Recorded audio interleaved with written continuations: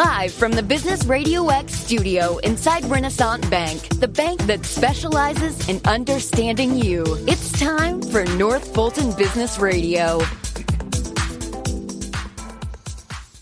And hello again, everyone. Welcome to another edition of North Fulton Business Radio. I'm John Ray, and we're still virtual, folks. We're not back in our normal spot inside Renaissance Bank in Alpharetta, but we still love the folks there. They have done an awesome job with small businesses. If you're a small business that is, maybe you went through the PPP process and you've decided you're ready for a more personal experience with your bank. You're tired of the big bank impersonality that you run up against, and you can't find a real person to talk to that knows what's going on.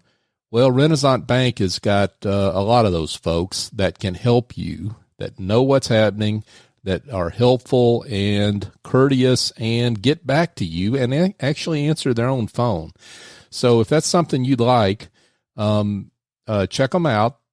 They've got branches all over the North Atlanta area and beyond, 190 offices across the Southeast ready to serve you.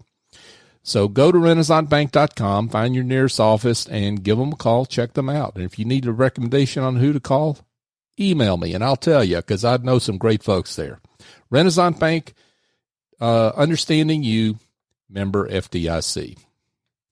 And I am nervous welcoming this next guest because he truly is the Biz Communication Guy. It's Dr. Bill Lampton with Championship Communication. Bill, you're the most eloquent guy I know, and I'm nervous. John, you can calm your nerves because I haven't graded anybody since I was a speech prof at University of Georgia, so the grading pencil is not handy. Awesome. I am delighted that I'm not going to get graded. No, seriously. Old friend, you do some great work. And I'm delighted to have you on to highlight what you do for folks, and particularly right now, what you do is really needed. But for those that don't know you, give them an overview of what you do and how you help folks out there with your communications practice. Thank you, John. You gave my tagline there, Biz Communication Guy. That's what I do. I work with businesses to help them with their communication problems and find solutions to them. Sometimes that can be leaders of a business. Sometimes it can be small groups within a business. Sometimes I've worked with everybody in a business situation to identify, as I said, their communication problem and more importantly, find solutions to them. And the reason I have this as my profession is because quite early in life, I found out the importance and the power of communication. I remember so well, I was a student at Millsaps College in Jackson, Mississippi, and was taking the required speech class, which a lot of people have to take. And John, I never dreamed that years later I would be teaching that at University of Georgia. But in the class, I remember so well, I was rather astounded by the fact that a student could research a subject, they could come to believe in it, they could give a reasoned, impassioned presentation for 10 minutes, and quite possibly they could change somebody's opinion and maybe even change their behavior. That astounded me. And so recognizing the power of communication, I also was a history major. I noted that every important movement in history had a powerful communicator, even if it was Mahatma Gandhi with his nonverbal communication. And then later on, after my faculty career, I spent 20 years in management. And that's when I really saw the need for communication consulting, coaching, speech coaching, sales coaching, because in 20 years, I saw so many mistakes in communication that were crippling organizations. And I have to admit to you, John, I made most of those mistakes myself. So when I work with groups, I'm working not just from an academic background, but I'm working because I've seen not just from the negative side what improper communication can do for an organization, but on the plus side, I've seen some excellent examples of both individuals and corporations who communicate powerfully. And that's what I help people do, communicate clearly and persuasively. Several things here. So I want to get right to what maybe some insecurities are around that folks have around communications. One of those is stage fright. Yes. One of my favorite topics because it is such a universal experience. In fact, I wrote an ebook a couple of years ago, 25 Ways to Control Your Stage Fright and Become a Highly Confident Speaker. And so I'll take a couple of nuggets from that book. One of the first things to note, John, is that I mentioned controlling your stage fright. Some people come to me and say, hey, can you help me get rid of my stage fright? I don't want you to get rid of your stage fright because it really has advantages. John, I've heard you speak on several occasions to audiences talking about one of your most helpful topics, how we price our services.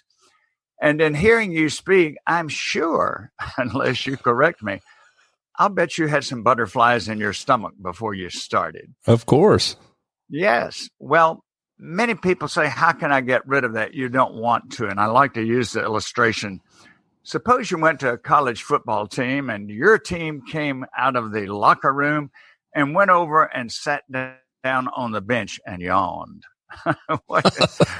What kind of game would you be expecting? No, you want to see them coming out high-fiving each other and slapping each other and jumping up and down because you know they've got the energy for the situation. So this is why I say control your stage fright. Don't try to get rid of it. Welcome it because it energizes you, and handled correctly, it can energize the audience. Do you agree with that point? Yeah, absolutely. And isn't there some creative tension in like when that red light goes live, which we're both used to, both of us being Business Radio X host, there's, and I want to get to that in a second, by the way. You know, when the lights come up, there's some creative tension that really helps you perform better, don't you think? It does. If you're lackadaisical, if you're sort of ho-hum, here, I've got to do this again. If you're on radio, your audience will know that. If you're before a live audience, they certainly are going to sense your lethargy and your indifference, and certainly you're not going to energize them. For sure. Now, so, Bill, a couple of things. I guess one is one thing that people are always concerned about, and I know guests that come on my show say this, is I say too many ums and ahs and I guess fillers in conversation. Do you talk to clients about that? The main thing I would tell a client on that is what I tell my speech coaching clients, and that is nobody expects you to be perfect. They don't want you to be perfect. They don't want a robot. And in fact, those conversational fillers, as you call them, sure, if we have opportunities to listen to replays of what we've done and we've got an overabundance of them, that's something to pay attention to. But for the most part, when I'm teaching somebody, coaching somebody about their speaking, which can also be useful in their everyday conversation as well, and I hand them a list of items that I want them to pay attention to. One of them is I put, don't try to be perfect. And John, I purposely misspell the word perfect. Oh, really? I jumble it all to heck and back so that they get the point. And one of the things, if you really want some entertainment, go to YouTube and type in television bloopers or broadcast bloopers.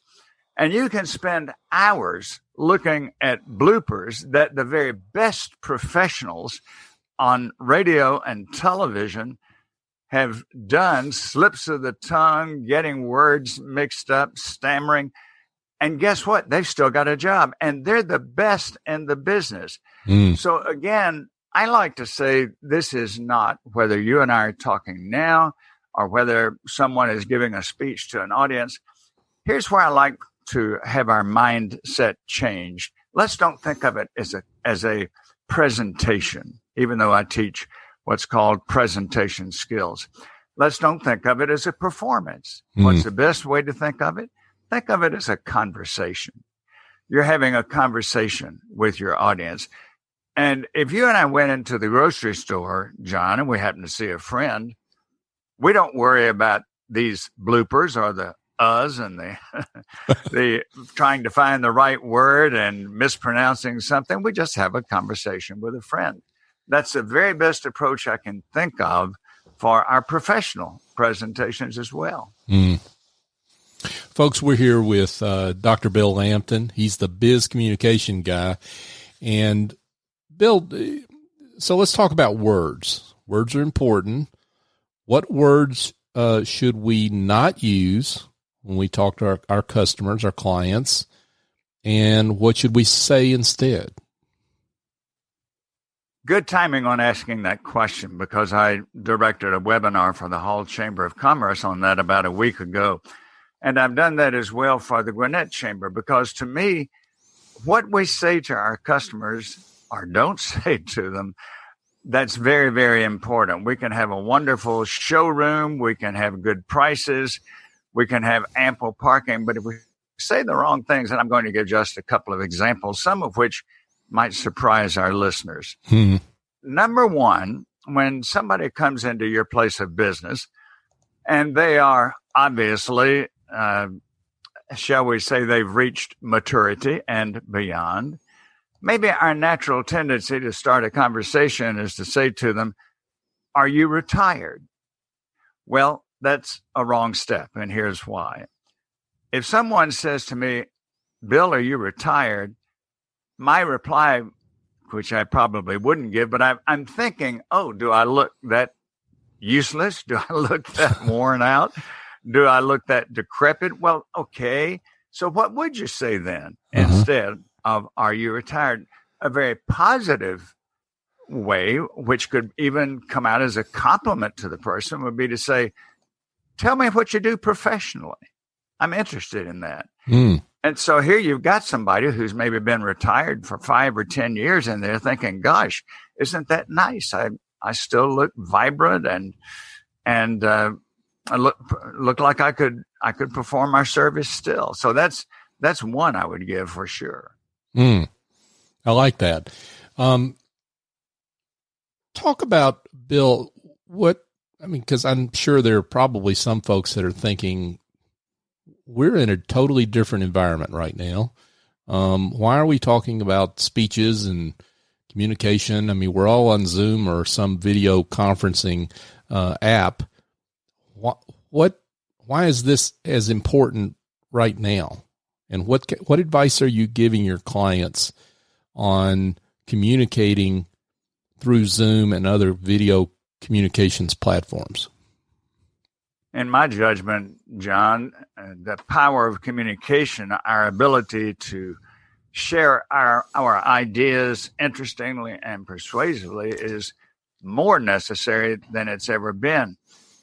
I'll share what to me has been a longtime favorite quote, where Daniel Webster, one of America's great orators and statesmen, said, "If I were to lose all of my possessions except one, I would save the power of communication, for by it I would soon regain all of the rest." Now that applies perfectly to today, because there are so many people who have been downsized or furloughed, and they're worried, justifiably so. Am I going to lose everything? How am I going to get back into the workforce?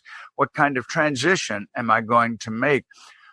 Well, if they have great ideas, that's a start, but they must be able to present those ideas to potential employers, to possible customers, to people who could partner with them business-wise.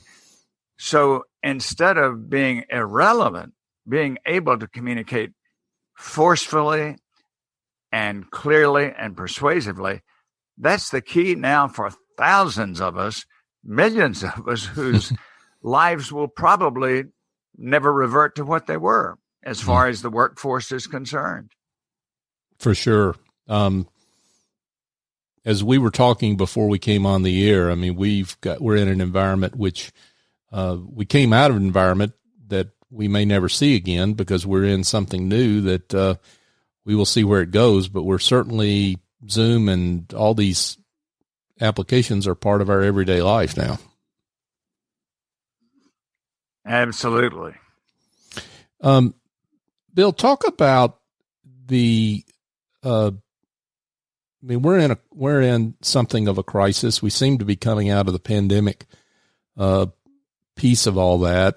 Hopefully we pray for that, but talk about a crisis communications plan that companies should implement. And what are the important aspects of that? What kind of guidelines do you recommend for something like that? That's another favorite topic of mine. And I'll tell you what made me so connected to the topic early in my career. At that point, I was vice president of a college in Kentucky. And the president on Easter weekend, as it was approaching, said to me, "Bill, I'm going to be out of town this weekend. I don't guess you'd mind being acting president, would you?" And I thought, well, my gosh, the students will all be gone, faculty. Sure, I'll be acting president. I sat down Friday afternoon, Good Friday, and was relaxed, and the phone rang. And to shorten the story as much as I can, it wound up 4 students had been involved in a drug raid and a fatal shooting. Oh, my. And next thing I know, I'm dealing with the press. I'm dealing with radio. The president is in Illinois. I'm in Kentucky. I've got the entire thing to handle. We had no crisis communication plan. Fortunately, I had some media experience, so I was able to somehow deal with the situation. I saw then that every organization, you can't think I'm exempt from something newsworthy in a negative way happening at my place. It might be a firing. It might be a fire. It might be an embezzlement.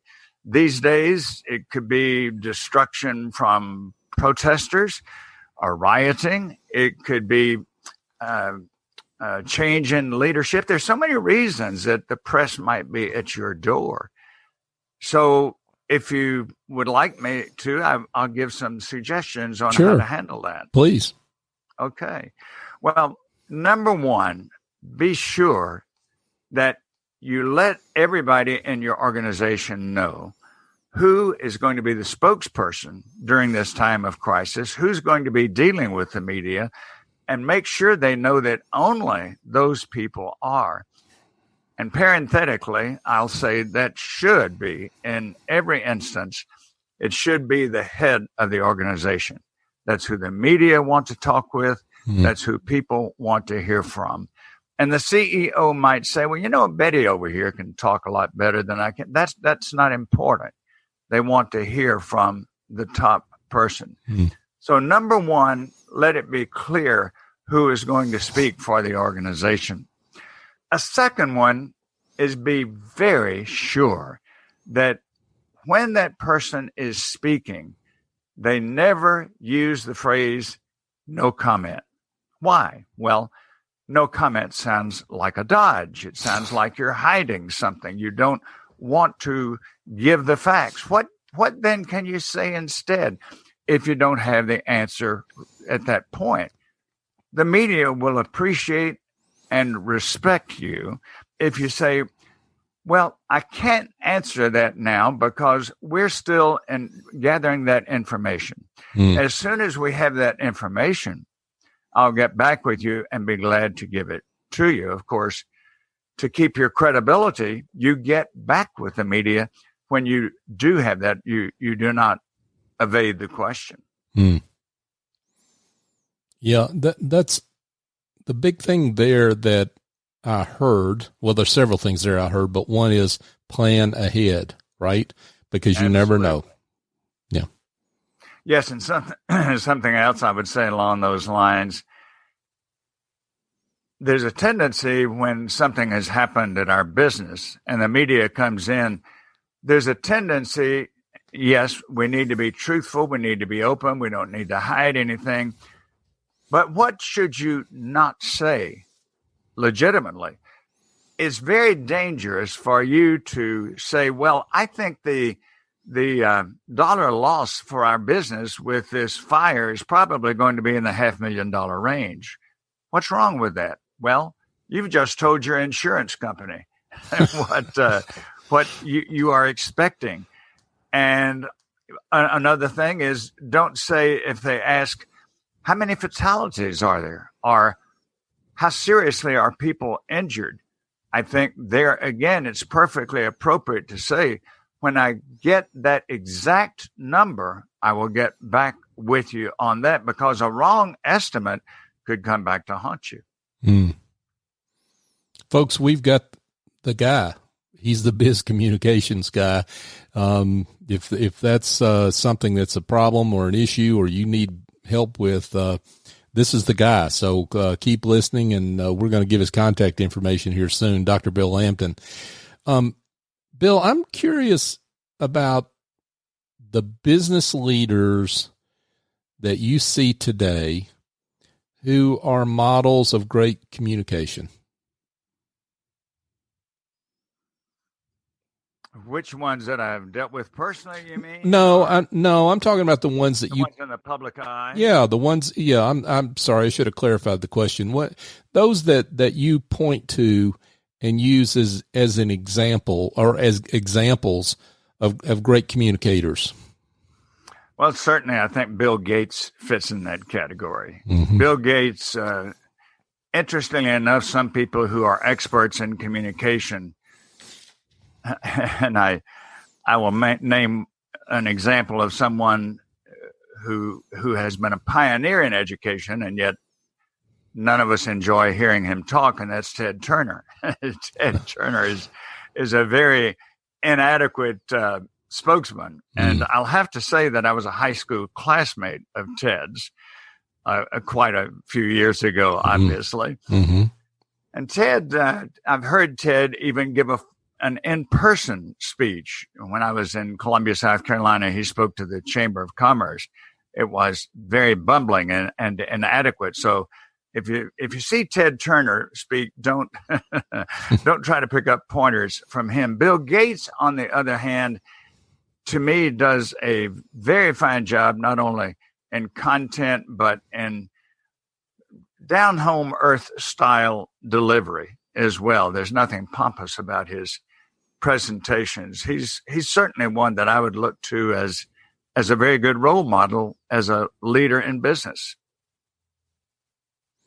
Now, one thing about your practice. Excuse me, can I mention one other? Yeah, please. Yeah, do. Yes. Okay. Another one I would mention would be Kat Cole. Kat Cole started out as a very young lady working at Hooters. By the time she was 22 or 3 years old, Hooters was flying her to Europe to show them how to open new restaurants. She eventually became head of Hooters. She became head of Cinnabon eventually.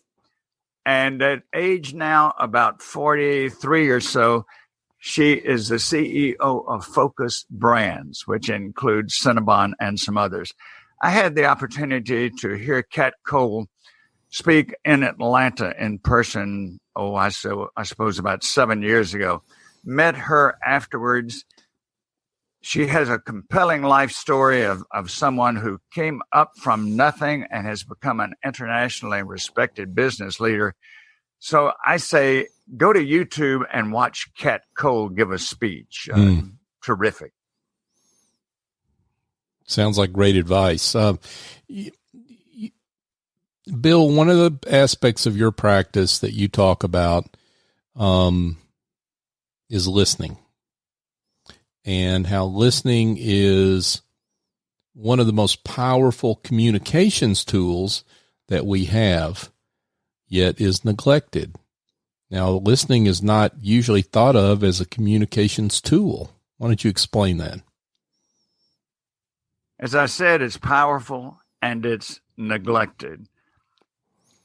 One of the things I do when I'm teaching a seminar on communication, I'll ask people in there, I want you to think now, don't tell me right now, don't write it down, but I want you to think of the 3 people that you enjoy communicating with the most. One person within your family, one person within your friendship group, one person at your place of business. And so I give them a minute or two to identify those 3 people silently. And then I say, I'm going to tell you for sure, the people that you enjoy talking with the most are not the best storytellers, the best backslappers, the ones who can tell jokes and ones who can entertain you. No, the 3 people you enjoy being with the most anywhere are the people who listen well. What makes great salesmen, John? We've come a long way from a salesman's spiel, getting the sale made. Mm. We have now what's called consultative selling, and that means the sales representative listens to the needs, and then if the sales representative himself or herself can't meet those needs, they recommend somebody who can. Mm. To me, the best advice I've heard on listening comes from Stephen Covey. I'm sure many of our listeners have read his book, The 7 Habits of Highly Effective People. And I love chapter 5, which he begins with this statement, seek first to understand and then to be understood. Now, John, most of us want to say, hey, wait a minute. I want people to understand me first, but that's not how it's most effective. And I'll give you very quickly the 5 levels of listening that Covey identifies. Number 1's ignoring. You know, you're talking with someone and they got this glassy-eyed stare and you know their thoughts are elsewhere. Secondly, pretending. Okay, somebody's talking to us and we're giving them eye contact and we're nodding our head, but John, you're thinking probably now, wait a minute, what was it my wife said for me to pick up on the way home from the grocery? Was it milk and bread or what was it? So you're pretending. Right. The next level is selective listening. Think of the times that an employee is in a performance appraisal interview. And during the first part of the interview, the supervisor tells them all the great things they've accomplished that year. They're listening intently, but then the supervisor would say, now, Bill, we've also got some problems we need to work on, some things you need to improve. Okay, I get into selective listening. I'm not listening nearly as attentively. The 4th step up the ladder of listening is attentive listening. This means that we really are getting the words and the meaning. But the 5th level, the highest level, which Covey recommends, and you and I and every business person knows how valuable this is empathic listening. Empathic listening means we not only know the words, but we get the feelings and we listen and we ask questions until we make sure that we understand the person's content and their intent as well. Wow. That was quite a recitation of great advice. So thank you for that. I mean, that was worth showing up for, just that, Bill. So thank you. Well, I have to give Covey credit, and I have quoted that many times. And I almost every day I ask myself, which level is your listening on today? I want to be on that empathic level. I'm right there with you. That sounds awesome. Now, I want to get to the work you're doing. You knew I wasn't going to leave this out. At Business Radio X. I mean, you're a host in our Gainesville studio, and you're trying to keep Bo Henderson straight. I don't know how you do that. Full-time job right there. Interesting how Bo Henderson, my broadcast partner on Business Radio X, North Georgia Business Radio X. Mm-hmm. How we became acquainted, it was about, and this is a story of how some advertising will work when we don't think it will. Bo Henderson was in a local restaurant here and noticed they had a billboard where people had put their business cards. He found my business card, which had been there several months, I guess. He noticed that I did speech coaching. Bo was beginning then to make presentations, host seminars for financial planning. He hired me to become his speech coach. Bo then became a radio host with WDN Radio here in Gainesville.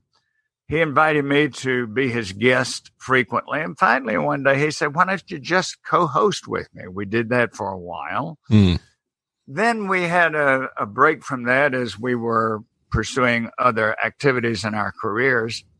About 18 months ago, Bo said, this Business Radio X is really great, because he'd been a guest in Atlanta. I'd been a guest. He said, let's get one going here. So we've done that for about 18 months now. And now we're recording and broadcasting from WDUN, the main commercial station in this area. We're very happy to do that. We have one or two guests each time.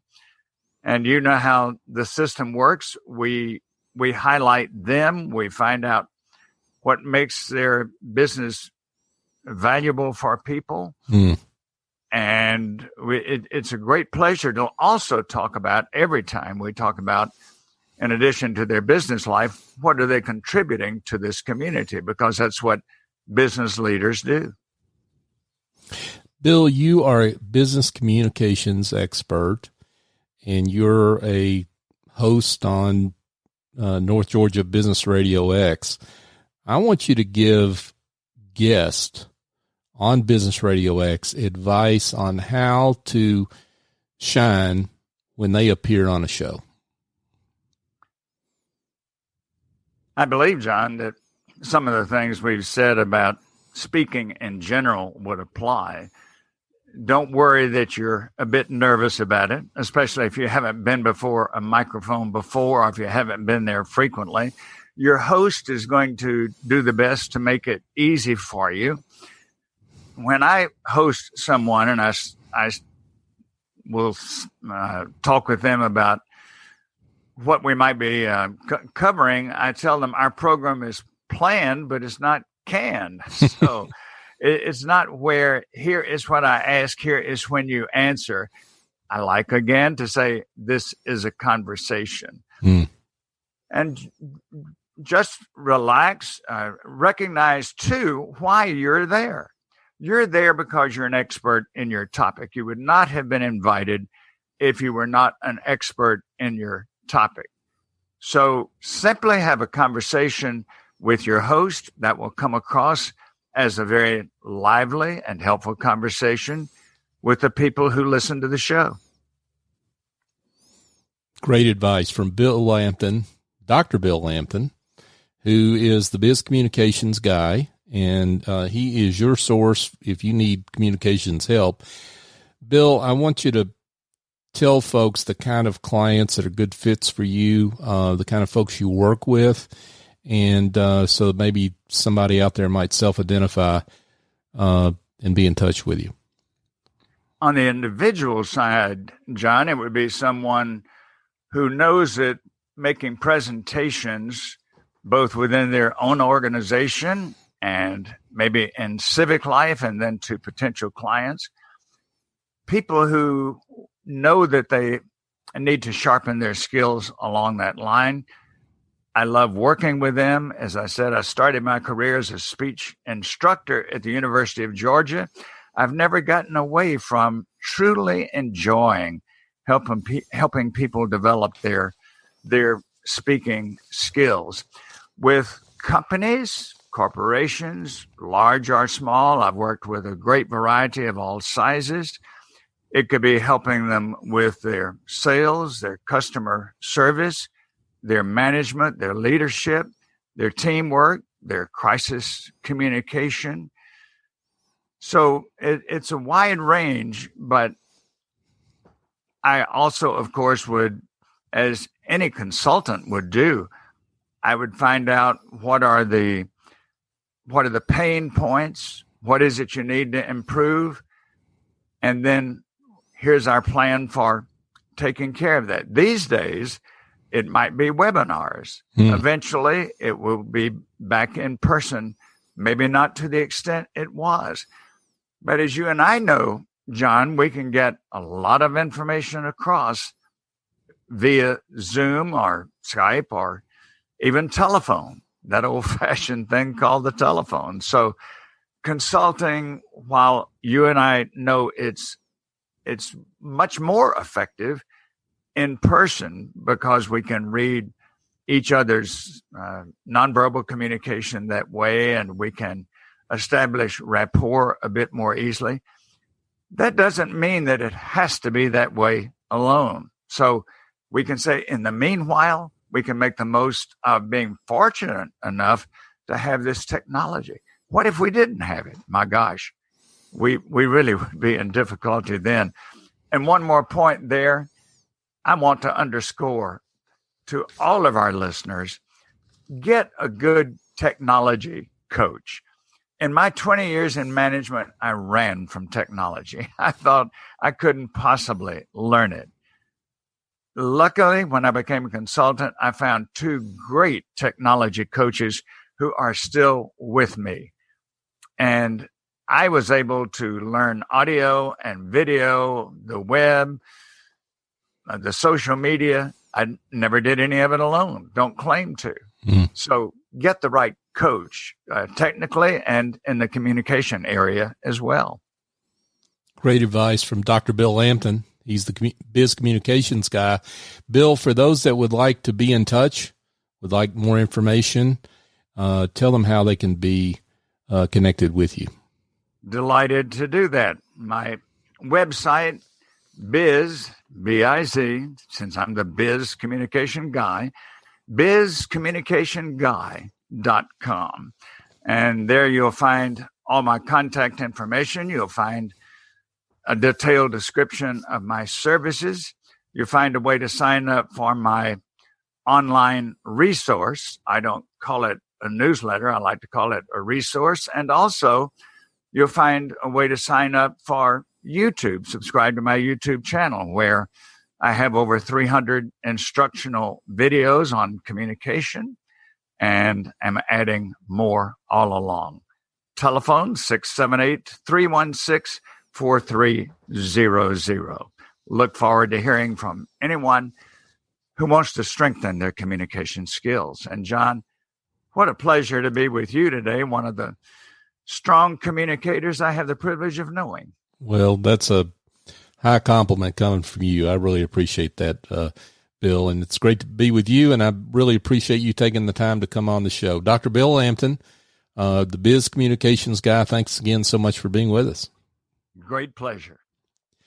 Folks, just a quick reminder that if you've got some problems that involve administrative tasks, maybe you've got some bookkeeping work that's got to get done or caught up on, maybe you've got a presentation that needs to get prepared. Well, I've got an answer for you, and it involves picking up the phone and calling Essie Escobedo at Office Angels. She's the chief executive angel over there, I should say. 770-442-9246 is her number. Office Angels has been around for 18 years, and they've been virtual the whole time. So they're used to working in the environment we're in right now. And Essie connects you with an angel from her heavenly team who can take care of your particular problem, fly in with talent and experience, and get the job done and fly back out. So give her a call, 770-442-9246. Tell her I sent you, because I use her as well. She's terrific. officeangels.us is her website as well. And folks, we are on all the major podcast platforms with this show, North Fulton Business Radio. We're on Apple, Google, Stitcher, iHeartRadio, Spotify, Overcast. And we can also be found on the good old-fashioned PC. If you want to be on your computer or laptop, go to northfultonbusinessradio.com, and you can find our complete archive of shows. And we would love it if you would go on your favorite podcast app and rate our show, give us a 5-star review, because what it does, it helps us promote the show and get the good word out on the great work of business leaders like Dr. Bill Lampton, who have been on our show over these past 4 years. We're also on social media, so connect with us there, North Fulton BRX, on Twitter, Facebook, and LinkedIn. So for my guest, Dr. Bill Lampton, I'm John Ray. Join us next time here on North Fulton Business Radio.